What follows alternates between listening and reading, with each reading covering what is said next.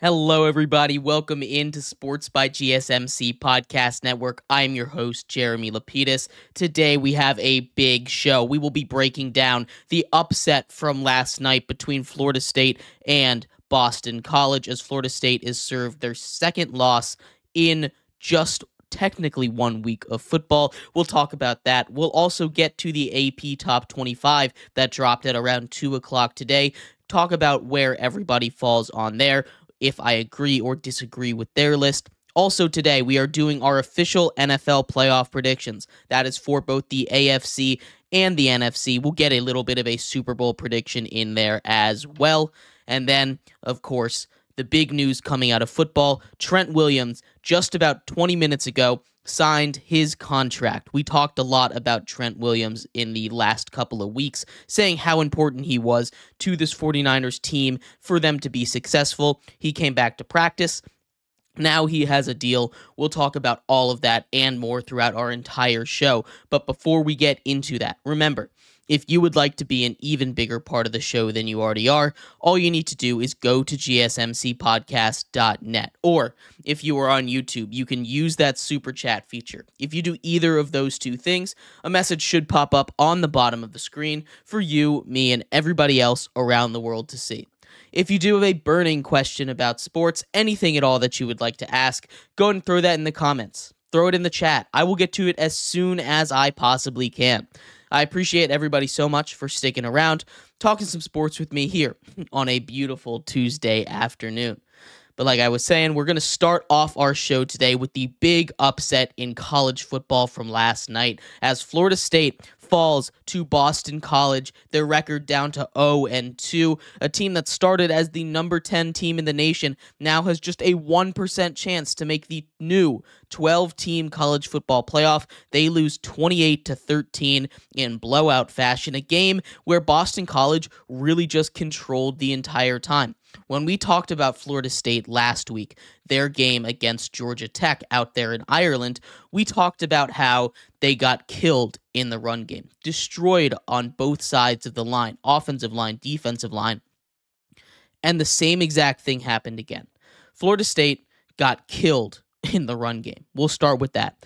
Boston College, 270 rushing yards. That is insane. That is not a normal amount of rushing yards. You're not supposed to just be able to show up to somebody else's house and rush it down their throats for 270 yards. And it came from everywhere. Their quarterback, which really has been the Achilles heel for this Florida State defense, is that rushing quarterback position. Two running backs. They ran for a combined 270 yards, and that is unacceptable for a team that's supposed to have a really good run defense. Again, it starts at the front.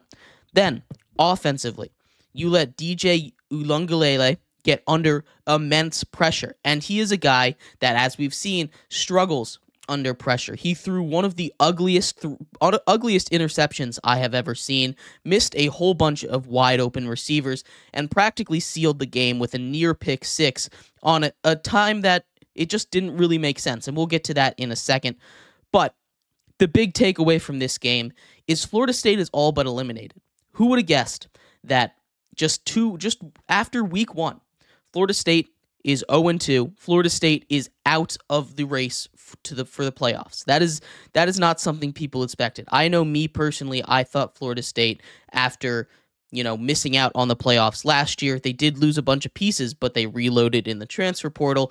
That's what they did last year to get to that 13-0. They had a little bit of a chip on their shoulder that would push them forward, but instead, they come in as the biggest disappointment of the season so far, and I know there's a lot more season, and technically if they run the table, I still think there's a way for them to get in, especially in the ACC. They have a couple more big games left. Now, they lose one more game, they're out. A lot of people are saying that they're already out of the playoff hunt, and I'd say, yeah, probably.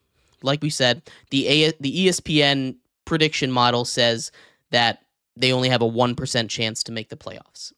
That's not a good shot. I'm not giving them a lot of confidence to make the playoffs, but they run the table. They have to get through teams like Clemson. They have to get through Miami, who looked really, really good last week. They have to get through Notre Dame, who Miami and Notre Dame arguably looked like the two best teams outside of Georgia in week one. If they beat those three teams and they run their schedule. They're going up against Memphis in their next game. That's a team that a lot of people are predicting to be that group of 5 representative.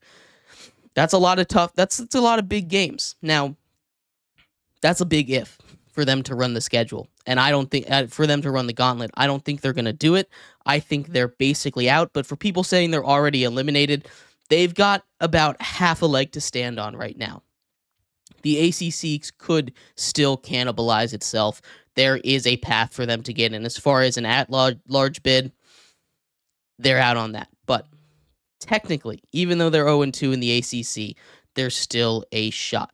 But getting back to the game here, Boston College comes out, and they have Bill O'Brien as a head coach, first-year head coach with Boston College, former head coach of the Texans down there in Houston. He leads this team in a very NFL-style way, and we saw that especially at the end. They didn't run up the score. They didn't take up their starters.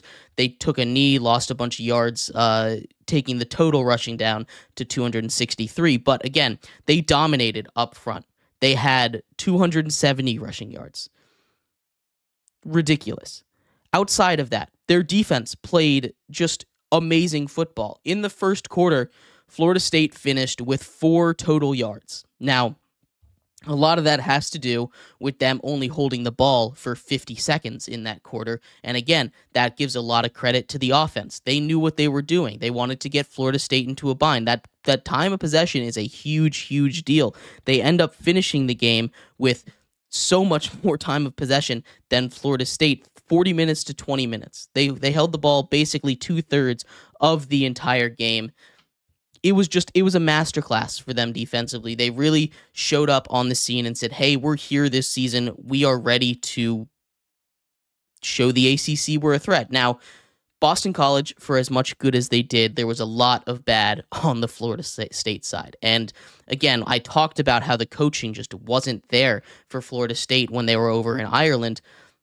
There's a lot of the same takeaways. Now, instead of using their timeouts too late in this one, they used their timeouts too early. Also, on that interception that I talked about, they were coming out of halftime. It was 14-6.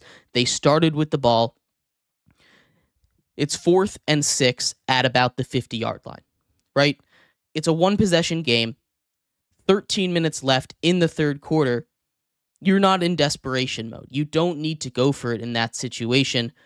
You punt, usually, in that situation. But instead, Mike Norvell says we're going to go for it. And we're having a much different discussion about this play if it goes any other way than really what was the momentum shifter. Once this play went off, it felt like Florida State was done because DJU held on to the ball for way too long, took too long to get through his reads, pressure got to him, and he just chucked a ball up to a triangle of Boston College defenders. Boston College picks it off, takes it all the way down to about the 7-yard line, and then they punch it in 1 or 2 plays later. That is, for all intensive purposes, a 14-point swing right there. You know, the defense had just come off a bunch of good stops. The offense had just led a huge drive down the field before halftime, one where they definitely should have scored a touchdown. DJ Uyunglele was leading a masterclass of a drive until they got to the red zone, where he missed not 2, but 3 pretty open guys. One of them was wide open, not a defender in sight. Just a bad throw. It got to the point where Florida State was chanting for the backup quarterback to come in once Boston College scored a touchdown. That's not the spot you want to be. Mike Norvell is absolutely on the hot seat. It feels like there's a chance he won't even survive the whole season. Now, he got in a lot of people's good graces in Florida State by going 13-0 last year with that Jordan Travis-led team.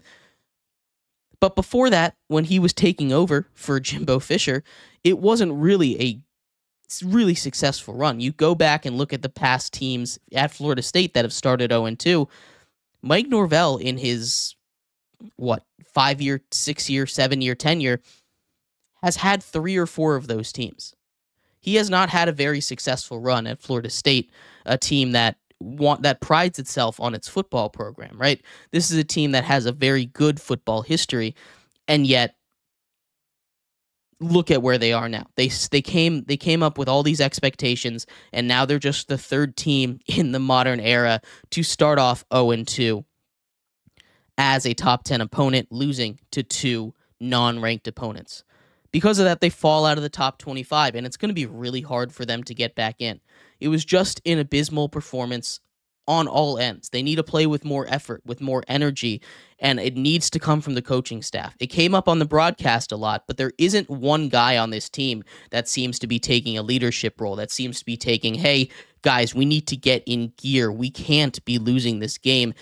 A player like that, right? They don't seem to have that kind of player leadership, and they need to find that if they have any chance. Again, they're all but dead in the water right now. They need to run the table. They need to get a bunch of things to fall their way. But if they can flip the switch right now, they might still have a chance. I'm not too optimistic about them. They got blown out by Boston College, and I think this is a bigger referendum on Florida State than it is Boston College, Georgia Tech, who Georgia Tech slides into the top 25.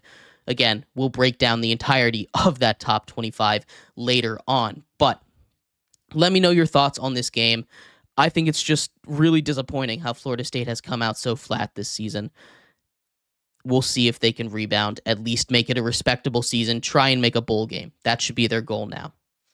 But we're going to take a quick break here. When we come back, we're going to start our NFL season predictions. We're going to start off in the NFC, go through all 7 playoff teams, a little bit of some playoff matchups, and, of course, we're going to predict which team is going to come out of the NFC. So stick around for that. We'll be right back here on Sports by GSMC Podcast Network.